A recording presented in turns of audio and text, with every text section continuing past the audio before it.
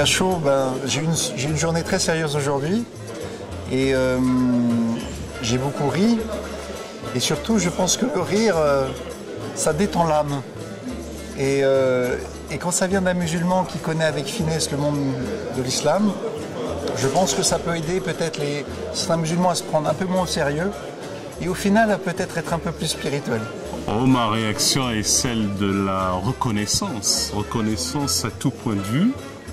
Celle de l'homme de foi, du citoyen, qui est heureux d'entendre un artiste plein, qui a tous les talents.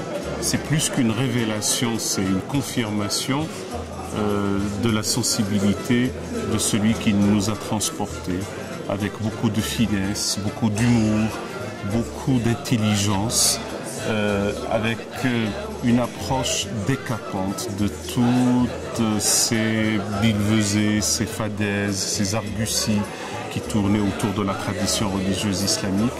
Et cette approche-là de l'intelligence, du cœur et de la raison, cette approche hybride, eh bien, fait en sorte que c'est un travail salutaire, une approche qui aide tous les musulmans en France et pourquoi pas de par le monde. Cela mérite d'être connu, d'être médiatisé, parce qu'il y a là une œuvre utile, une œuvre pie et une œuvre de salut, si je puis dire, de salut public. À ce sujet, nous disons tous, bonne chance à Farid. Ce que tu nous traces là est quelque chose qui nous aimante, que nous aimons, nous t'aimons toi, continue comme ça. Il y a de la légèreté en dépit de la gravité de certains sujets abordés. À mon avis, ce n'est que comme cela que nous sortirions aussi de l'ornière, que tout se déride, que tout se décrispe et nous pourrions ainsi vivre bien et que ta vie à toi est utile aux autres et c'est comme ça que tu réussiras une vie bonne. Merci Farid. Écoutez, Farid, je le connais très bien, son évolution. Il est entré dans une phase artistique qui traduit ses convictions intimes religieuses à travers l'humour, qui est un des aspects de la communication. Je pense qu'il faut introduire cet élément dans la communication de l'islam, la dérision, l'autodérision, l'humour. C'est complètement conforme à l'esprit joyeux de l'islam. Le prophète lui-même était entouré d'humoristes. Notre Dieu sourit et rit, hein, selon la tradition. Donc cet aspect-là est occulté, malheureusement. Il faut le mettre en relief. Notre religion n'est pas triste.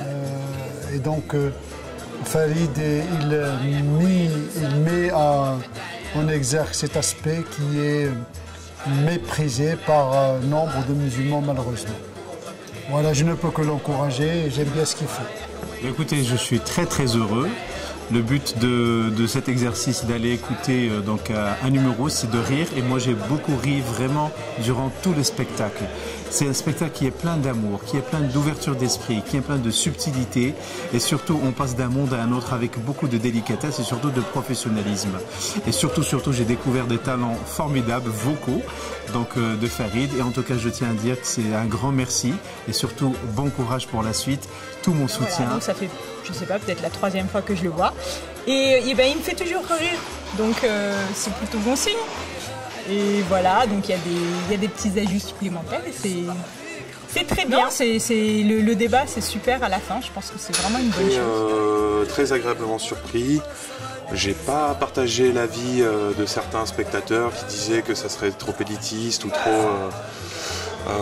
trop abscon pour des non-musulmans.